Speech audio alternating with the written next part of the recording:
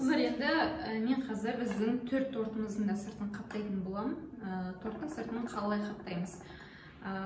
Торттан қаптау үшін бізге осы 3 зат қана қажет. Бұл жерде менде творожный сыр, сары май және сахарная пудра.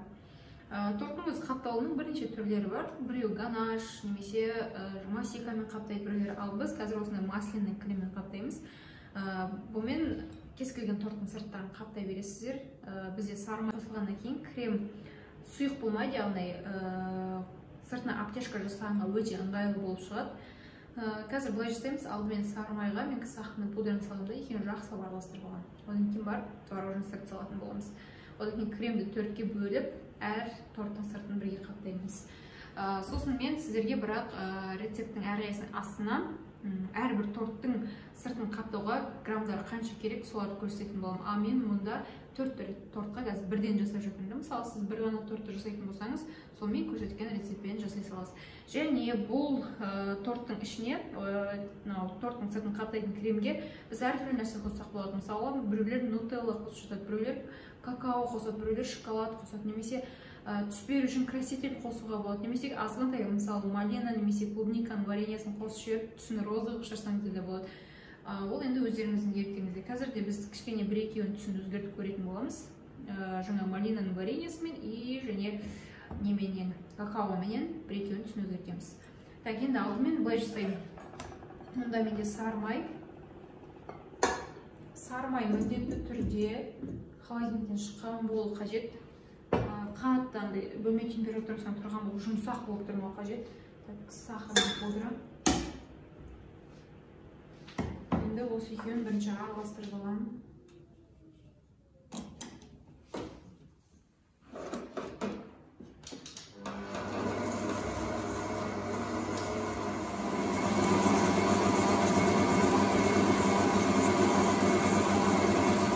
Сары май мен сахарный пудра араласып кетті. Енді творожный сырт қосамын. Бәрін бірден қоспаймын, бірден деп қосамын.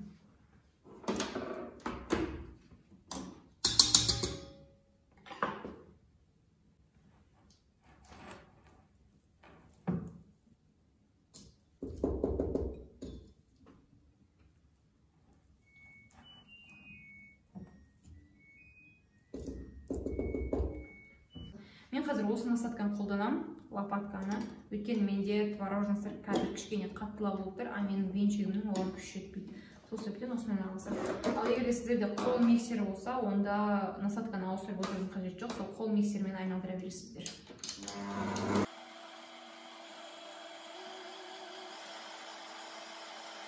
Мынау араласып кетті, келесі бөлшекті қосамыз.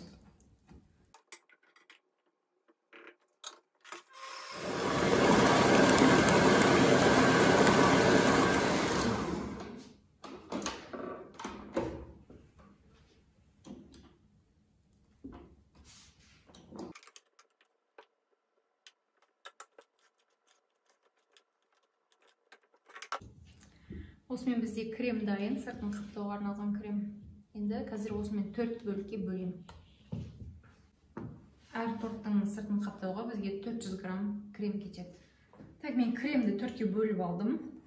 Мұнда менде енді кремге қосатын осындай, мұнда менде малинаның пюресі, мынау какао малайзийский, және біреуіне краситель қосып көреміз. Ал біреуін түсін ақ қылып қалдырамыз. Так, бұлай жасаймыз. Мен ровно 4 граммдарын бірдей етіп тұрып өлшеп алдым. Какао өздеріңіздің қалауларыңыз бойынша қосасыздар. Қазір түсіне қарап қосам мен. Менде ашық қоңыр болса, сол маған жетеді. Қазірше бір қасық қостым. Араластырып көрейін.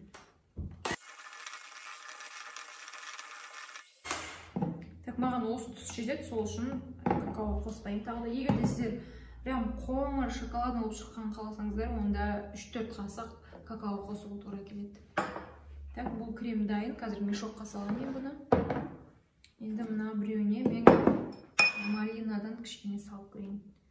Бұны да түсін мен ашық розы болған қалаптарым, сол үшін бірінші азғантай қосамын.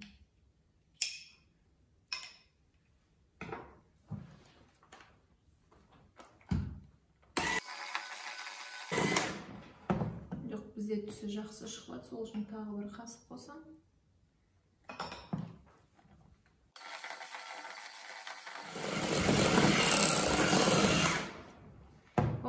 осы түс жетеді. Ашық розы болды менде. Егер де қанық түсті розы болған қалсаңыздар, онда краситель қосасыздар. Енді қазір біреуіне біз краситель қосып көреміз. Қосамыз красительді. Так, жасыл түстенде. Бұдан да мен қатты темный жасыл қылмаймын, ашық түс болады. Сол үшін бір тамшы жетіп қалу керек. Қазір мен бірінші крышкасына құйып алмасам, бірден төгіліп кетуі де мүмкін. Так, бір тамшы тамыздым. Қазір көреміз қалай түс шығады екен бір тамшымен.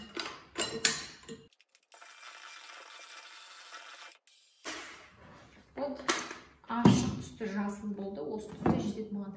Мынау бізде жай ғана ақ болды. Қазір мешоктарға құямыз, сонымен торттардың сыртын қаптаймыз. Так, тортты алып шықтым холодильниктен. Астында подложка, поворотный столик. Онда менде мастихин, шпатель и лопатка. Осы заттар қажет болады. Және мен кремді осылай төртке бөліп қойдым. Мешоктарға салып. Так, мына менде жаңа какао қосылған крем. Мұндағы торт менде 3 шоколады. И осының сыртын осы креммен қаптаймыз қазір.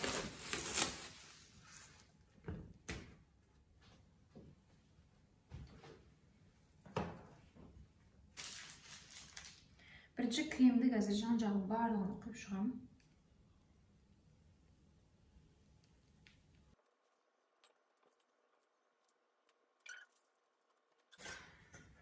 Енді шпательдің көмегімен тегістей беремін.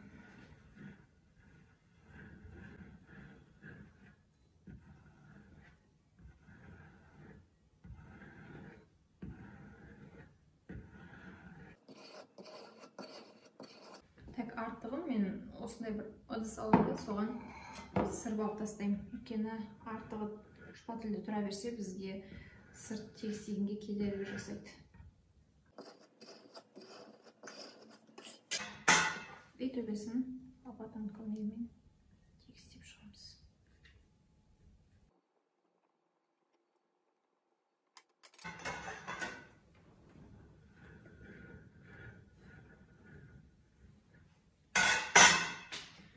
Так, енді мұнда жетпей қалған жерлеріне жағып жейін.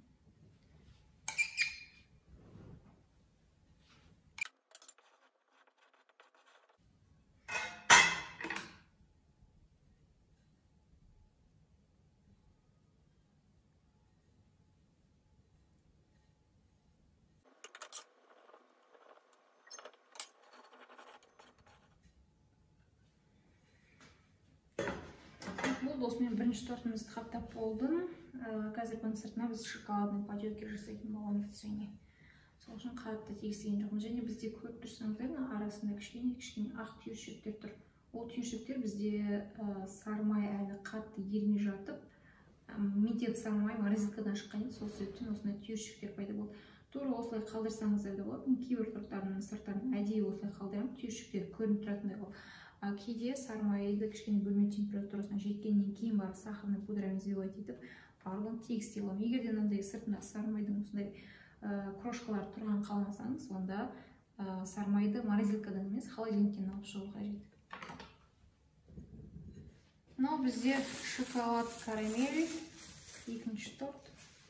Осының сыртын қазір қаптаймыз енді.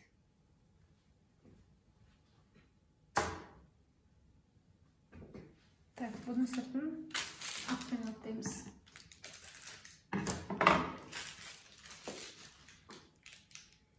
Бұда бірінші сыртына құйып шығамын кремнің барлығын.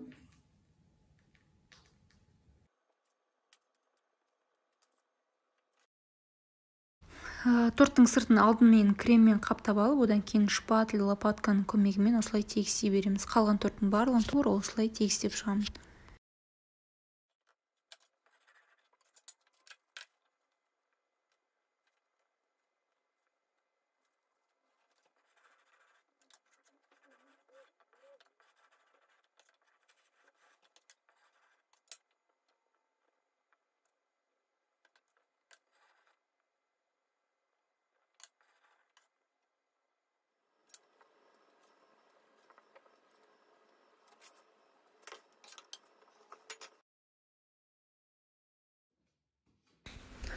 Қыздар, қазір біз торттың бетіне шоколадный пачеки жасаймыз. Менде шоколадым дайын. Қазір сіздерге бірінші мешоппен құйып көрсетемін, осылай қалай шыққанын көрсетемін. Қазір сосын қасықпен құйғанда қалай болатынын көрсетемін.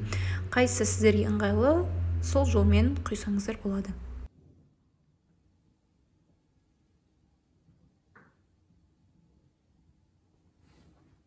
Егер шоколад қатты сұйық болып, ағып кетіп жатса, бір орында тұрмай, онда жай ғана шоколадыңызды кішкене морозилкаға қойып алыңыз, 5-10 минутқа.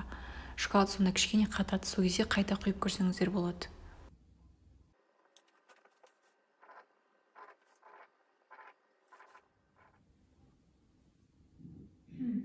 Бізде 4 тортта дайын. Қазір енді әрқайсысын 4 кусокқа бөліп шығам, сөйтіп бір-біріне біріктіреміз.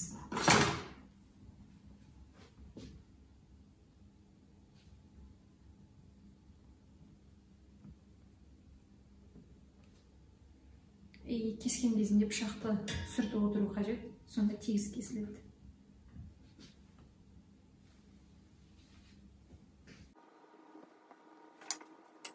Және астын қазір массихимен бір жүріп өтемін, өйткені қазір біз подложканы ажыратып жатқан кезінде креммен қосып ажыратып кетті, әдемі көрінбей қалады. Сол үшін астына да осылай бір жүріп шығамыз.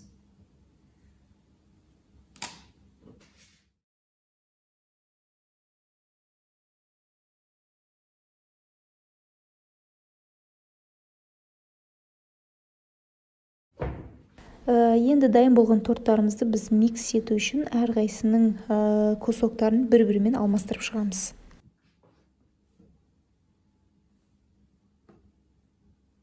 Бұл бірінші алып жатқаным шоколадный пачеки мен бізде 3 шоколады торты.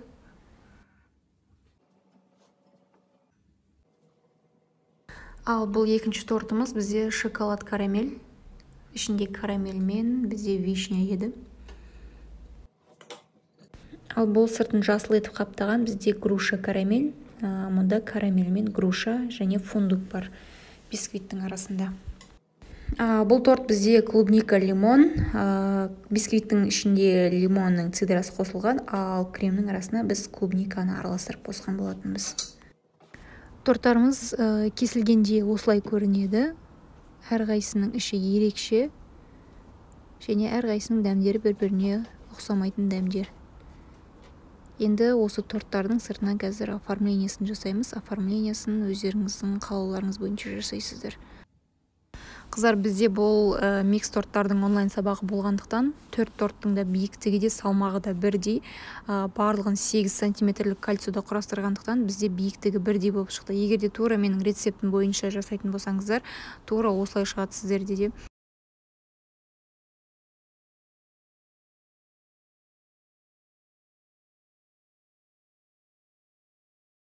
Осымен микс торттарымыз дайын, енді бетіндегі оформлениясын жасасақ болды. Мен барлығын бөліп, бір-біріне біріктіріп қойдым.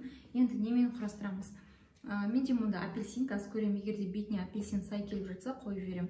Тофифи, сосын плитка шоколадтар, Milky Way, вафельные крошки, малина, ежевика, клубника и вафельные шарики. Және фисташканы осылай майдаладым, оны бетіне себетін боламын. Так, енді бұл жерде қиындығы еш нәрсесі жоқ, өздеріңіздің қалауларыңыз бойынша оформление жасай бересіздер.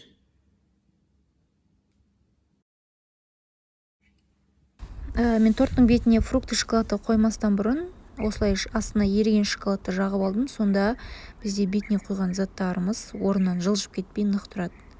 Және астынан әдемі көрінеді шоколадтың ағып тұрғаны.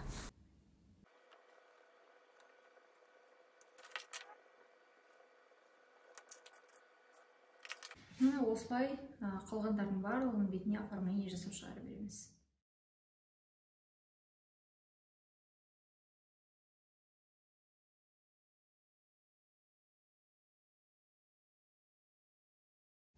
Осымен біздің торттарымыз дайын болды. Әр торттың салмағы 1 килограмм 800 грамм болып шықты. Сіздерге барлығы түсінікті болды деген ойдамын. Егер де қандай да бір сұрақтар туындап жатса, кез келген уақытта маған WhatsApp-қа жазып сұрай берсеңіздер болады.